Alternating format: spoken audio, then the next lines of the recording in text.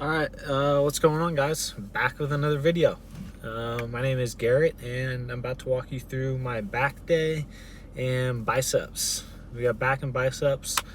I'm gonna be doing some pull-ups, some type of pull down, probably a hammer strength pull down, hammer strength row, and then get into some biceps after I hit back. I always hit the larger muscle group first before I move on to the smaller muscle group,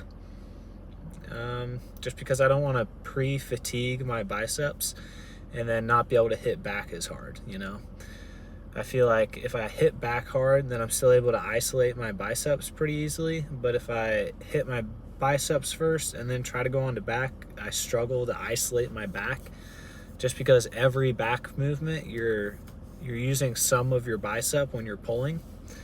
So that's why I hit back first before I hit biceps. Probably the same reason as a lot of you guys. But yeah, I'll walk you guys through my workout, try to teach you a little bit of technique, show you guys why I do the things that I do, and hopefully you can take something from it. Peace. All right, yo, what up, guys? Back with another voiceover. Put this clip at 175% speed, just because if you've been watching my videos, you know that I do the same warm-up basically every time I'm in the gym.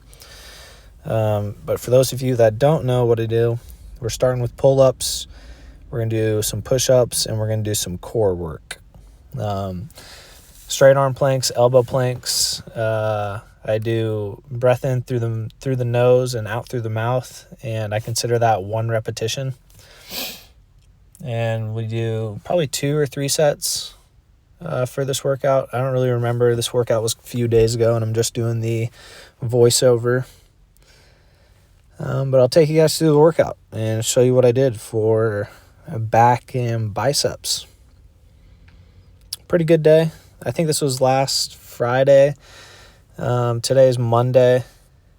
I'm doing the voiceover right before going and hitting legs. Didn't do anything Saturday or Sunday, nothing to record. All I did was sauna, and I saunaed Saturday and then took Sunday off. And back with a Monday workout. I'm about to go record a leg workout for you guys.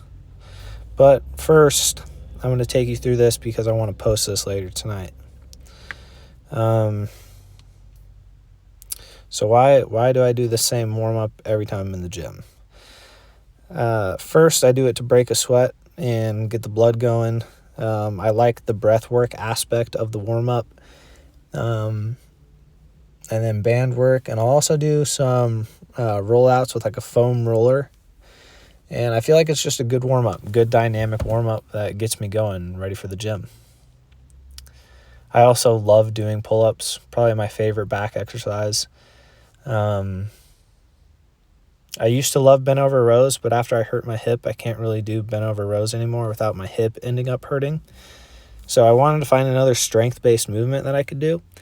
And I absolutely love doing pull-ups with a weighted belt. I think that got my back significantly stronger, and I would recommend that everybody do that workout, pull-ups with some type of weight over you, and then you can just slowly increase the weight, and it's a good way to get your back stronger.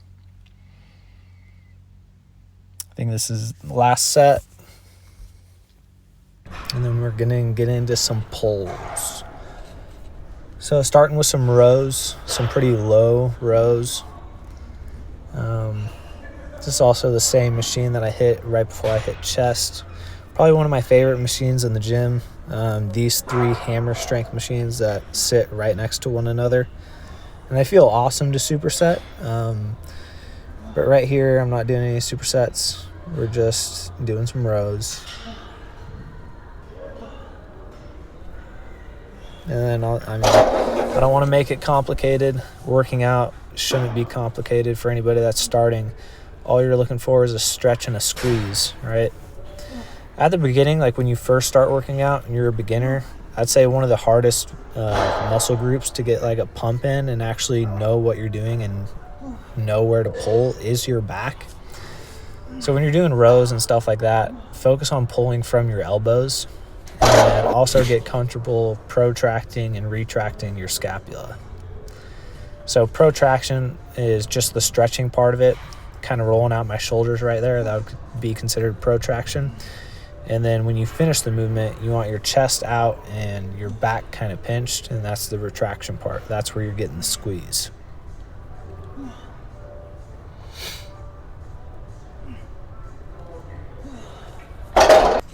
I'm not taking too much time in between these sets. Obviously this is edited, so these are a lot quicker. But I think I'm taking about 2 minutes in between each set, maybe 3 minutes. Doing some more rows. So we did pull up, which is just a pull down, and then we're doing 2 rowing movements. And then we're gonna do 2 more sets of pull downs after we finish our rows. And I'd say there's multiple different ways to use this particular machine that I'm on right now, based on where you want to squeeze and how strict you want to be with your form. But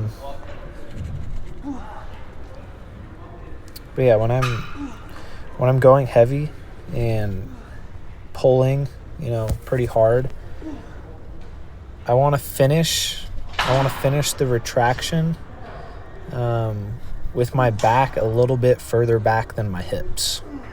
And if I was going lighter, I would finish with my back basically in front of my hips.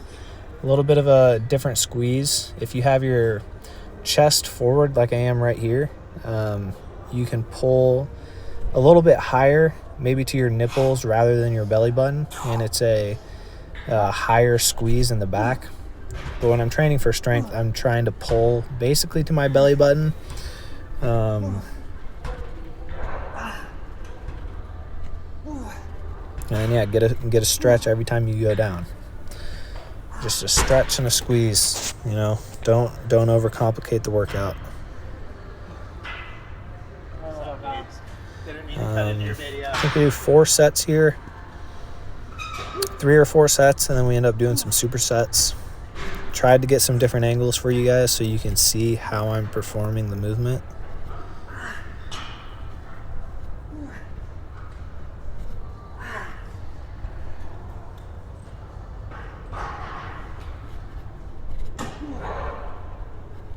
A little bit of a break and get back into it. Let's go. Get another 2 reps in there.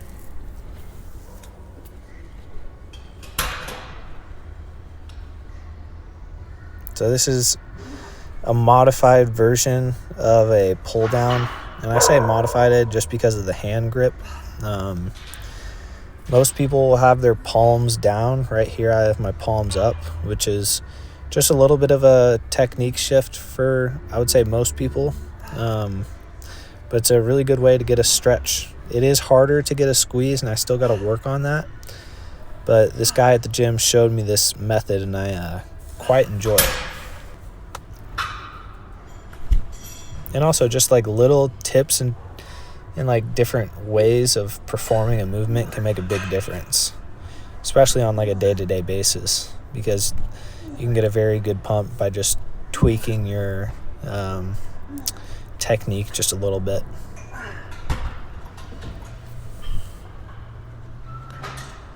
Superset here. Go a little bit lighter, and when I go lighter and I do these, you'll notice that I pull a little bit higher, or I try to, and then a little bit more strict as well. But to be honest, I remember I was pretty dead doing these. I was pretty tired.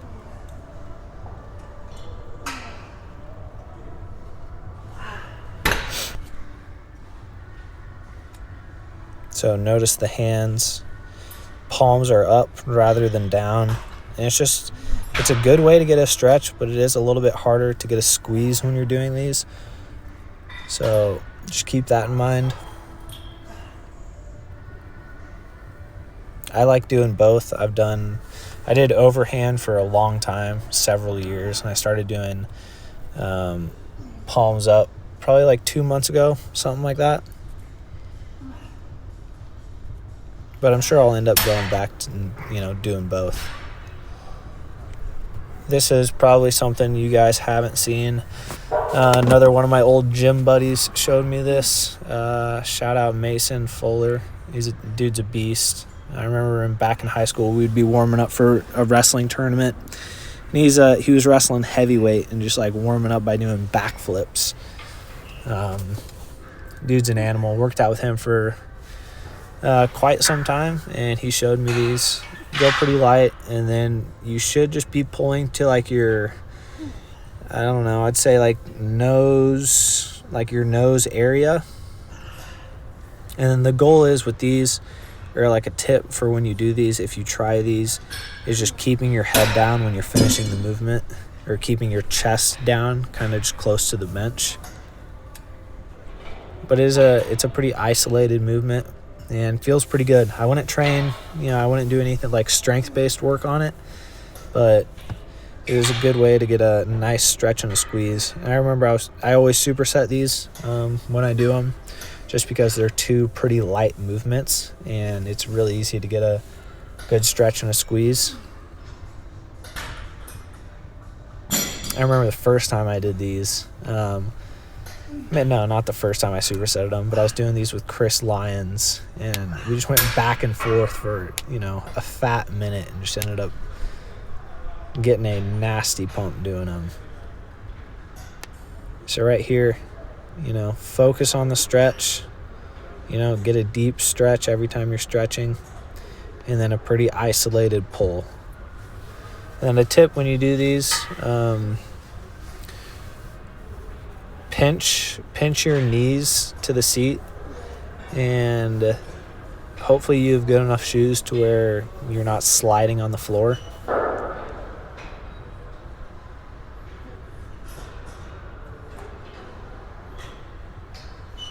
Yeah, just another movement you can maybe try out, because I've don't see many people doing this, but it is a good workout.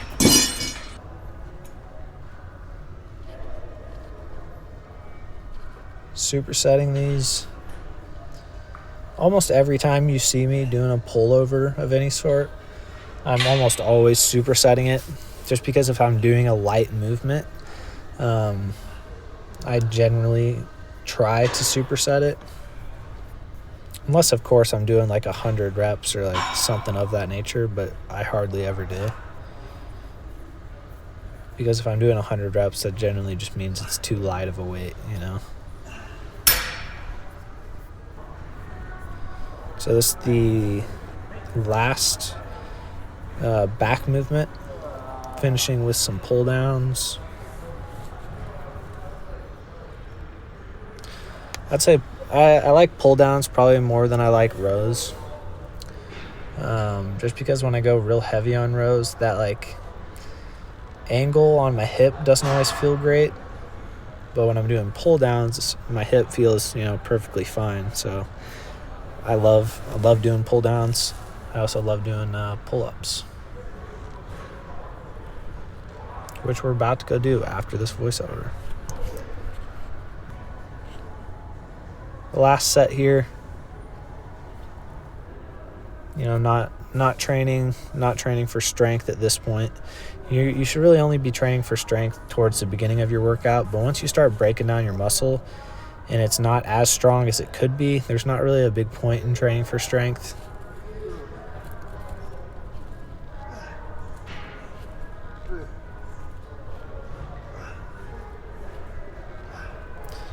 Stretch and a squeeze, right?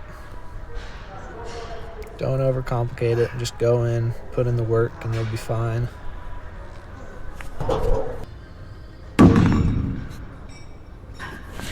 Hammer curls. A little bit heavy for me. The 50s are a little bit heavy after hitting back, but it's okay. I think we end up going a little bit lighter here in a second. I think we do maybe 2 sets here. And when you're doing hammer curls like you see me doing here, this is working on the width of your bicep, not the peak. I don't know why people mistake that, because you can visually see it. Even when you just turn your palms to the sky, right? If you turn your palms up, you can visibly see your biceps peak different than if it's just like in a neutral grip. Neutral grip is what I'm doing here, which is just the hammer curls. We'll eventually get into some peak work, doing some single arm preacher curls, but these have been my main go-to movements. Hammer curls and then single arm preacher curls. I love them. Right here, kind of just messing around, getting a pump going. Some strict straight bar curls.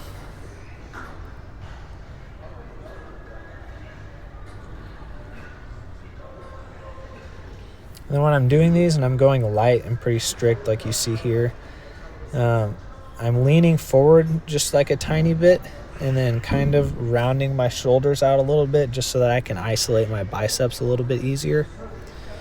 But if I go heavier, I have no problem overloading the bicep and swinging the weight a little bit and then just controlling the eccentric part of the movement.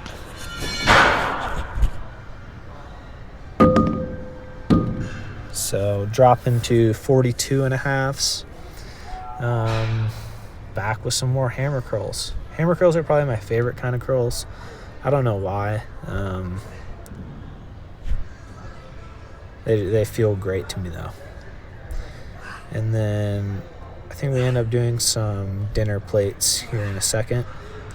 I don't actually know the proper name for them, but I'll show you the movement, which I call dinner plates. Shout out Raya. Late night workout, let's go. So these are obviously not dinner plates. I thought I was supersetting with the hammer curls, but some strict bar curls first.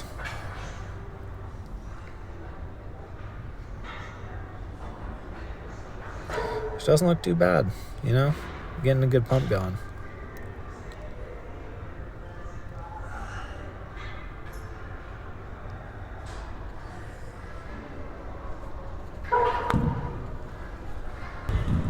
These are what I'm talking about.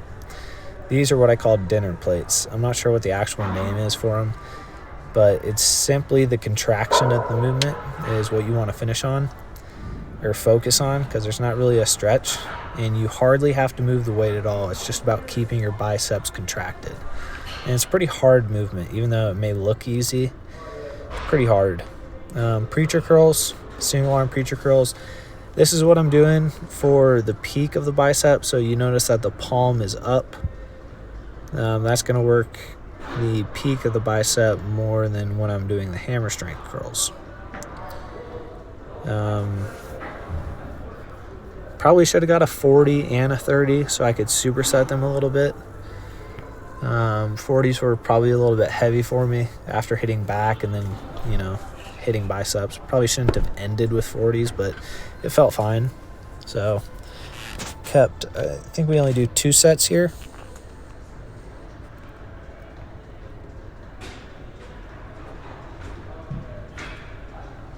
I hate the bump on the top of my shoulder. I think it was my senior year playing football, went and took on a block and then just popped it, and I, never really gave any thought to it, didn't cause that much pain. But I remember during the game I couldn't lift my arm. But a few days after that I was fine. Not sure what it is. I just hate the unsymmetry. I don't even know what it would be. Not symmetrical is what it is. Last set here. Some more curls. I'll say it again, don't overcomplicate it, right? We're doing some curls. That's it.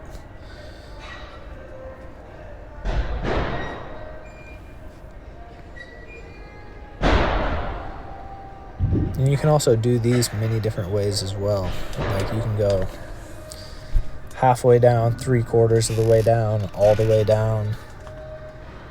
Everybody wants to be like a foreign Nazi nowadays, but as long as you're getting a stretch and a squeeze and you're getting a pump, you're fine. just go put in the work. And that's going to be the end of the workout. Shout out Zach. What up, dog?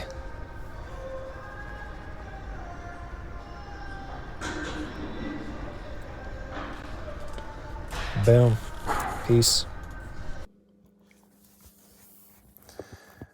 Okay, hey guys. Forgot to take a video after my Friday night workout, the video you just watched, the back and biceps. It's now Monday night, and just for like a little outro of the video, I just wanted to say thank you for the people who watched, and hopefully you learned something. So, peace.